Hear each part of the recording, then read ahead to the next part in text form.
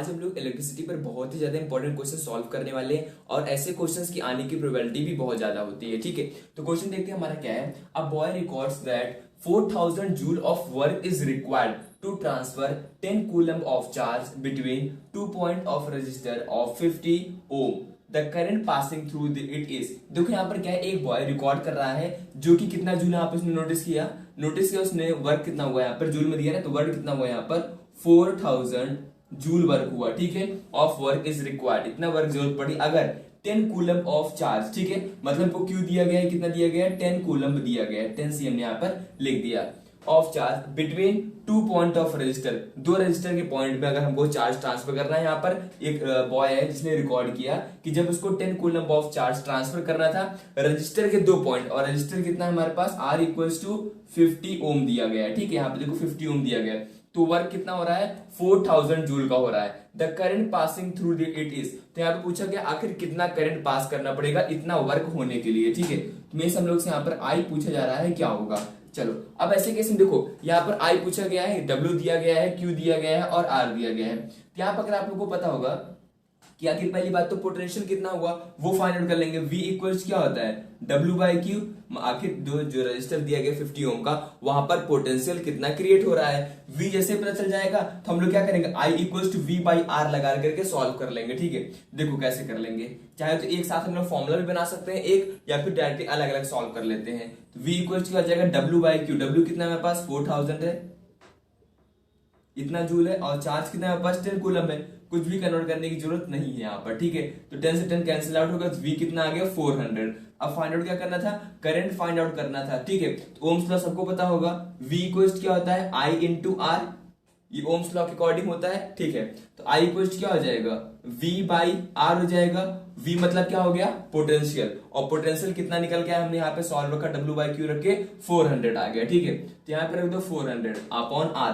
अब रेजिस्टेंस कितना है यहाँ पे अलग से लिखा भी हुआ है क्वेश्चन में क्योंकि दिया हुआ था 50 ओम, तो यहाँ पे रख दो 50, 0 से 0 कट गया, 5 8 से कितना होता है 40। तो करंट कितना लगेगा 8 एम्पियर का करंट लगेगा अगर वर्क कराना है 4000 जूल का 50 ओम रजिस्टर के साथ। ठीक है, इस तरीके से इस क्वेश्चन को सॉल्व किया जाएगा। क्वेश्चन क्या करना है ना, सबसे बेस्ट तरीका सॉल्व करने का होता है आप लोग को लिखना है वहां पर क्या क्या चीजें गिवन है। ठीक है, उसको एक साइड कर लो और क्या पूछा गया है उससे थोड़ा सा अगर नहीं भी समझ में आ रहा ना क्वेश्चन कैसे हुआ, इन सब डाटा का यूज करके हम लोग इसका यूज करके फॉर्मूला आंसर बता सकते हैं। आई कितना आएगा 8 एम्पियर आएगा। ठीक है, तो कई किताबों में ऐसे भी दिया रहता है, आप लोग इसको ऐसे समझ सकते हैं, कभी भी कंफ्यूज मत होना।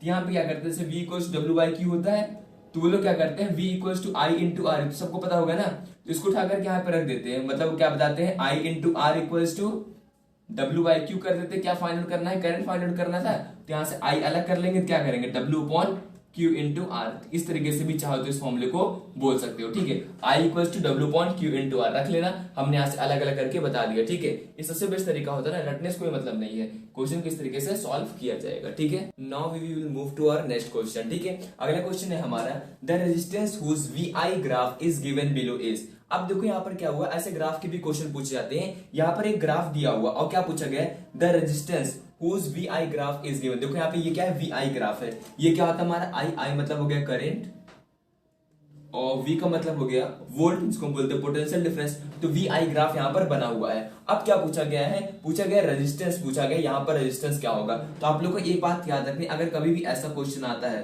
तो रेजिस्टेंस कौन देता है, slope of line VI graph. Slope of line, कौन सी लाइन, VI ग्राफ की जो स्लोप होगा। ठीक है, जो VI मींस पोटेंशियल और करंट का जो ग्राफ बना हुआ है वो क्या शो करेगा, रेजिस्टेंस शो करेगा। ठीक है, आप लोग ने पढ़ा भी होगा किस तरह रेजिस्टेंस बनता, अगर मान लो यूनिफॉर्म है तो स्ट्रेट लाइन ऐसे बनती है। ठीक है, तो यहाँ पर देखते हैं कैसे होगा। अब देखो सॉल्व करने का सबसे बेस्ट तरीका क्या है, यहाँ पर अगर रेजिस्टेंस मान लीजिए स्ट्रेट लाइन इस तरीके से, ये पॉइंट ले लो और इसका मींस V और I ग्राफ का स्लोप देखते हैं। ठीक है, तो रेजिस्टेंस इक्वल्स क्या हो जाएगा, अब देखो इनिशियल यहाँ पे क्या है 0 है, यहाँ पर क्या है 3 है, तो क्या लिख दो 3 माइनस 0 VI ग्राफ ना, I में क्या है 5 यहाँ पर है, 0 यहाँ पर, तो क्या कर दो 5 माइनस 0, कितना आ गया हमारा, इनको सॉल्व करने पर 3/5 आ जाएगा। ऐसे कर लो, या फिर सबसे बेस्ट तरीका यही होता है, हम कहते हैं ये प्रीफर करो, चाहे जो भी लाइन लो, चाहे ये वाली लाइन मैच करा लो आप लोग, चाहे ये वाली लाइन मैच करा लो, कोई भी लाइन मैच करा लो, 3/5 का ही रेशियो आएगा। देखो यहाँ पे करके देख लो, यहाँ पर क्या हो जाएगा 6/10, चाहे ये लेके करके देख लो 6/10 हो जाएगा, मतलब हो जाएगा 2 से डिवाइड करो, 2 3 6 और 2 5 10, 3/5 यहाँ पे ही आएगा। यहाँ पर चाहे देख लो 9 को लेकर के, क्या हो जाएगा 9/15, यही तो होगा इसका स्लोप। तो क्या हो जाएगा 3 3 जा 9, 3 5 जा 15, मतलब हर जगह 3/5 ही आना है, ठीक है। तो चाहे इसको लेकर करो, इसको लेकर करो, इसको लेकर करो, क्योंकि जो रेजिस्टेंस बनता है कुछ इस तरीके से बनता है, ठीक है। तो जिनका स्लोप होगा वही रेजिस्टेंस को बताएगा, तो कैसे चेक करेंगे, और हर जगह सेम रहेगा 3/5 3/5 3/5 ही रहेगा, ठीक है। जो V का लेना है वही I का भी लेना है यहाँ पर करंट की डायरेक्शन, ठीक है, जिससे हम लोग को रेजिस्टेंस पता चल जाएगा, ठीक है। अब हम लोग मूव करते हैं अपने नेक्स्ट क्वेश्चन की तरफ। अब इस क्वेश्चन हम लोग को बताना है इक्विवेलेंट रेजिस्टेंस क्या होगा, ठीक है। जैसे मान लो यहाँ पर क्वेश्चन है find the equivalent resistance between A and B, ये ए पॉइंट ये बी पॉइंट है, इनके बीच में बताना है इक्विवेलेंट रेजिस्टेंस कितना होगा, ठीक है। सबसे पहले अगर हम लोग यहाँ पे ध्यान दें, यहाँ पे ये दोनों आपस में कैसे कनेक्ट है, ये दोनों आपस में पैरेलली कनेक्ट है, और फिर पूरा सीरीज में जाएगा। बहुत ही आसान सा क्वेश्चन है, ठीक है, बस आप लोग को बताना है इसका आंसर क्या होगा। अब यहाँ पर देखो ये दोनों आपस में कैसे पैरेलल, तो पहले के लिए हम फॉर्मूला क्या लगा, हमने बताया था इस तरीके से हम लोग फॉर्मूला यूज करेंगे R1 R2 upon R1 plus R2, ये यूज करना, ये यूज कर लो, ठीक है, या फिर ये वाला फॉर्मूला यूज कर सकते हो 1/RP equals to 1/R1 plus 1/R2, जो भी यूज कर रहा हूं, ठीक है। हम ये वाले फॉर्मूले से करेंगे तो यहाँ पर क्या हो जाएगा 6 और 3 है, तो क्या हो जाएगा 6 × 3/6 + 3, RP कितना आ जाएगा, मीन्स इनको सॉल्व करने पर 6 × 3/6 + 3, तो 6 3 से कितना होता है 18, 6 + 3 हो गया 9, 9 2 से कितना आ गया 18, तो इनको सॉल्व करने पर कितना आ गया 2 ओम आ गया, ठीक है। तो चाहो तो इसको हम हटा करके, अब इसको हटा करके 2 ओम लिख सकते हैं, ठीक है। इसको हमने हटा दिया यहाँ पर, और यहाँ पे क्या लगा देते हैं 2 ओम। अब तीनों आपस में कैसे हो गए, चारों आपस में कैसे हो गए, एक सीरीज में हो गए, ठीक है। और सीरीज का फॉर्मूला क्या होता है, सीरीज का फॉर्मूला होता है R equivalent equals to R1 + R2 + R3 + R4, इस तरीके सिंपल ऐड करना होता है, ठीक है। तो R सीरीज इक्वल्स क्या हो जाएगा R1 + R2 + R3 + R4, मतलब जितने रेजिस्टेंस सबको ऐड कर दो, क्या हो जाएगा 5 + 2 + 6 + 3, तो कितना हो जाएगा 5 + 2 कितना हो गया 7, 7 + 6 कितना हो गया 13, 13 + 3 कितना हो गया 16, तो कितना आ जाएगा आंसर 16 ओम। तो R इक्विवेलेंट हम लिखेंगे आंसर में, R इक्विवेलेंट इक्वल्स टू 16 ओम। बस बहुत आसान होता है, बस आप लोग को देखना है कहां पर सीरीज है और कहां पर पैरेलल।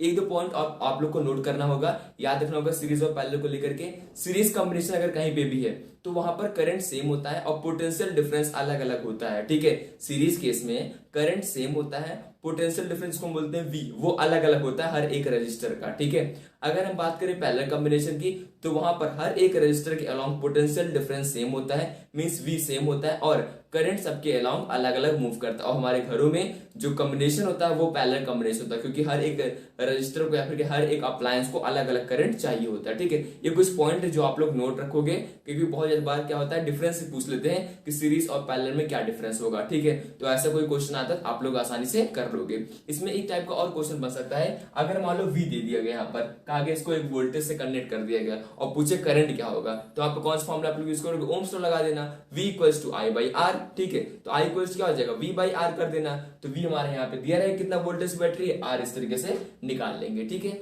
अब जो हमारा अगला क्वेश्चन उसमें करंट ही पूछा गया है कि करंट कितना होगा सर्किट में, ठीक है।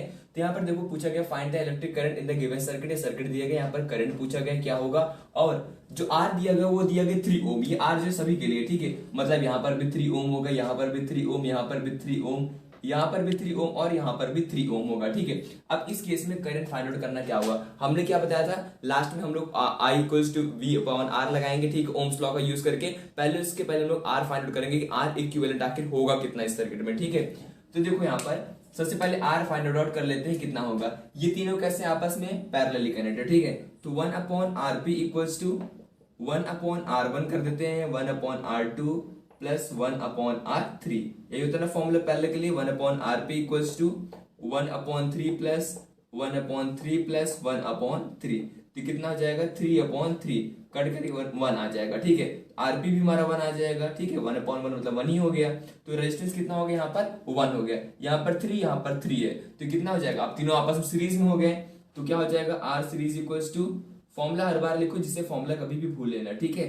इस तरीके से ऐड कर दो, कितना हो जाएगा 1 + 3 + 1 + 3, ठीक है, कितना आ जाएगा ये 7 ओम, मतलब हमारा आर इक्विवेलेंट निकल के आता है इस सर्किट का, कितना आ गया 7 ओम, ठीक है। अब यहाँ पर देखो वोल्टेज कितना दिया हुआ है, 6 वोल्टेज दिया हुआ है। हमने क्या बताया था V = I × R होता है ओम्स लॉ के अकॉर्डिंग, V = I × R, तो I = कितना हो जाएगा V/R, और पोटेंशियल कितना दिया गया 6 वोल्ट, और रेजिस्टेंस हमारे पास कितना है 7, तो करंट कितना आ गया 6/7 एम्पियर। ठीक है, इस तरीके से करंट आ जाएगा। हमने कहा ना इस तरीके से क्वेश्चन बहुत ज्यादा पूछे जाते हैं, जहां पर ऐसे क्वेश्चन प्रीवियस ईयर में बहुत ज्यादा पूछे भी गए हैं, जहां पर क्या देंगे आप लोग को आर इक्विवेलेंट निकालना पड़ेगा, उसका यूज करके पोटेंशियल यहाँ पे दिया रहेगा, ठीक है, जो बैटरी होगा उसका पोटेंशियल डिफरेंस होगा, V होगा 6 वोल्टेज जैसे यहाँ पे दिया गया होगा, तो इस तरीके से सॉल्व करना पड़ेगा I = V/R का फॉर्मूला यूज करके।